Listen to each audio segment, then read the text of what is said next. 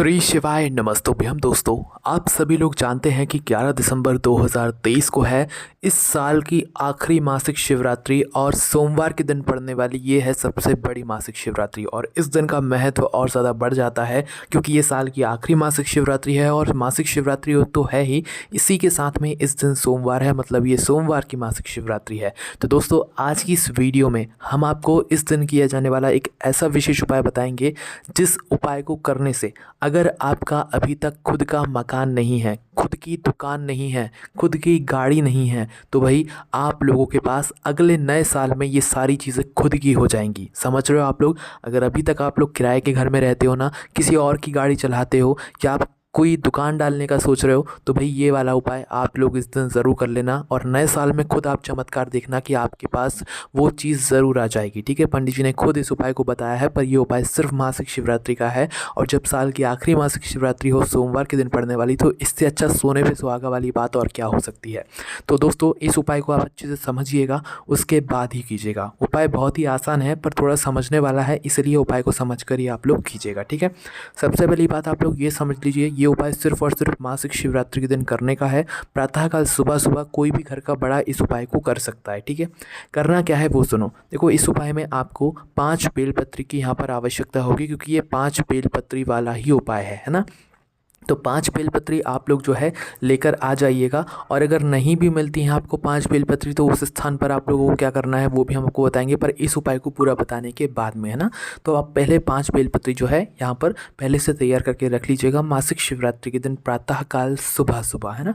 आप लोगों की जैसे ही ये 5 बेलपत्री तैयार हो जाएँ उसके बाद में प्रातःकाल सुबह सुबह आपको भगवान शिव जी के मंदिर जाना है शुद्ध होकर स्नान करके। इस उपाय को करने के साथ में अगर आप भगवान शिव जी की पूजन अर्चना करना चाहते हैं, उन पर जल बेलपत्र अलग से चढ़ाना चाहते हैं, फूल चढ़ाना चाहते हैं, तो वो सामग्री आप अलग से लेकर जाइएगा। ठीक है, भगवान शिव जी के मंदिर पहुंचिएगा, उन पर जो भी आप पूजन अर्चना करना चाहते हैं, 1 लोटा जल चढ़ाना चाहते हैं, फूल बेलपत्र चढ़ाना चाहते हैं, वो सारी पूजन अर्चना आप लोग पहले कर लीजिए। जैसे ही आपकी पूजन अर्चना हो जाए उसके बाद में आप लोग आकर बैठिए भगवान शिव जी की शिवलिंग के पास में। शिवलिंग के पास में आकर बैठो तो अपनी वह उपाय की 5 बेलपत्र भी निकाल कर अपने साथ में रख लो। ठीक है, अपने सामने रख लो।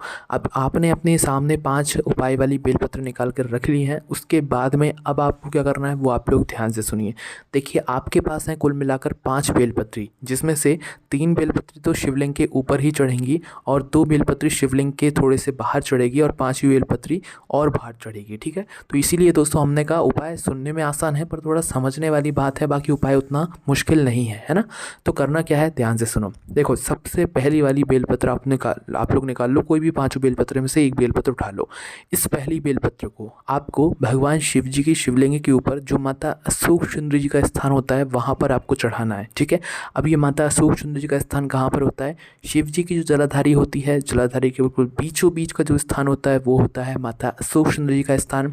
और इस बेलपत्री को आपको माता अशोक सुंदरी जी वाले स्थान पर कुछ इस प्रकार से समर्पित करना है कि जो डंडी का भाग होगा वो जलाधारी की तरफ, वो जहाँ से जल बहता है और जलाधारी से नीचे गिरता है। ठीक है, इस तरह करके आपको इस बेलपत्री का जो है मुख करके माता अशोक सुंदरी जी वाले स्थान पर समर्पित कर देना है। ये आपकी पहली बेलपत्र हो गई। अब आपको क्या करना है, अपनी दूसरी बेलपत्र उठाना है। दूसरी बेलपत्र को आप लोग कहाँ पर चढ़ाओगे वो भी आप लोग ध्यान से सुनो। देखो, दूसरी जो बेलपत्र आप लोग चढ़ाओगे ना, वो आप लोग जो है यहाँ पर जो माता जगदम्बा जी का हस्तकमल रहता है। अब बहुत सारे लोग नहीं जानते हैं या कंफ्यूज होते हैं माता जगदम्बा जी के हस्तकमल में, तो देखो बहुत आसान तरीके से समझाते हैं आप लोगों को।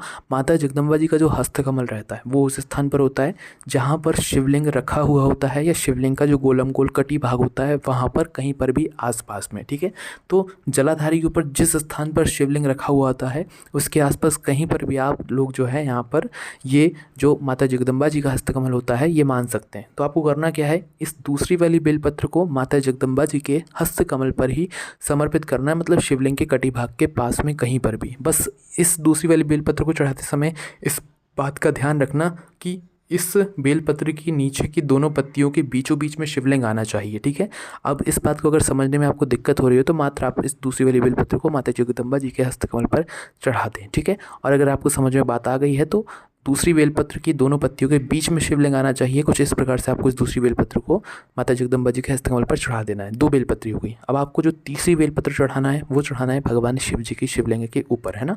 ये तीसरी वाली बेलपत्र शिवलिंग के ऊपर ही चढ़ेगी। बस ध्यान ये बात रखना है कि जो जलाधारी होगी, जलाधारी मतलब जलाधारी को तो देखना ही है आप लोगों को, पर इस बेलपत्री को जब आप शिवलिंग के ऊपर चढ़ाओगे तो इसकी डंडी का मुख आपको अपनी विपरीत दिशा में रखना है। विपरीत कैसे रखना है कि आपके सामने जो जगह होगी, है ना, मतलब आप जिस तरफ खड़े उस तरफ डंडी का मुख ना हो, आपके सामने वाली जो जगह होगी उस तरफ इस डंडी का मुख हो और आप फिर इस बेलपत्र को चढ़ा दीजिएगा। ठीक है, चढ़ाने के बाद प्रार्थना कर लीजिएगा। 3 बेलपत्र हो गई अब आपके यहाँ पर। अब आपको जो चौथी बेलपत्र चढ़ानी है वो शिवलिंग में कहीं पर भी नहीं चढ़ानी है। वो आपको कहाँ पर चढ़ानी है वो ध्यान से समझो। देखो, शिवलिंग पर जब हम जल चढ़ाते हैं, जल बहता हुआ जाता है, पूरी शिवलिंग से जलाधारी पर आता है, जलाधारी से नीचे गिर जाता है।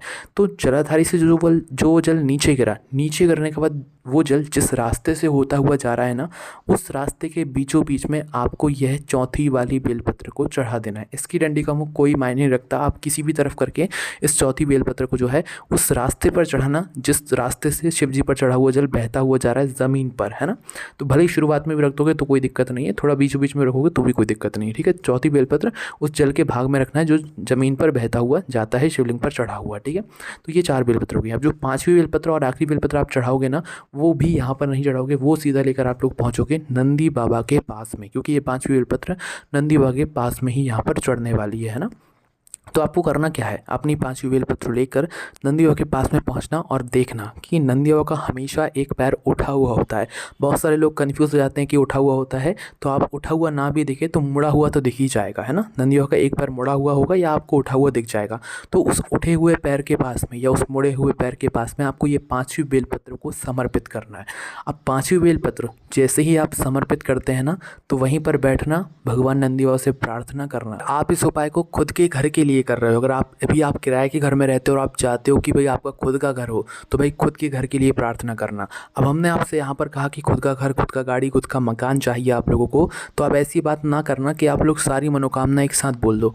अगर आप लोग खुद के घर के लिए कर रहे हो तो खुद के घर के लिए ही अपनी एक मनोकामना बोलना। गाड़ी के लिए कर रहे हो तो गाड़ी के लिए एक मनोकामना बोलना, या किसी और एक चीज़ के लिए कर रहे हो तो उस वे सिर्फ एक ही मनोकामना बोलना। ऐसा मत करना कि आप गाड़ी की भी बोल दो, मकान का भी बोल दो, तो फिर भगवान शिव कैसे समझेंगे कि भाई आप लोगों को क्या चाहिए। ठीक है, तो पहले जिस चीज़ की ज़्यादा ज़रूरत हो वो बोलना, उसके बाद आप लोग देखना आपको वो चीज़ ज़रूर प्राप्त होगी। पंडित जी ने खुद बोला है कि इस उपाय को करने के बाद आपके पास खुद की गाड़ी, खुद का मकान तक हो जाता है। ठीक है, अगर दोस्तों आपको इस उपाय करने के लिए 5 बेलपत्री नहीं मिलती हैं तो आप शिवलिंग के ऊपर से ही 5 बेलपत्री अच्छी वाली उठाकर उनको धोकर वापस से उपाय में प्रयोग कर सकते हो, अगर आपको किसी कारणवश ना मिले। बाकी उपाय को करने में कोई भी दिक्कत, समस्या, परेशानी आती है तो हमसे कमेंट करके पूछ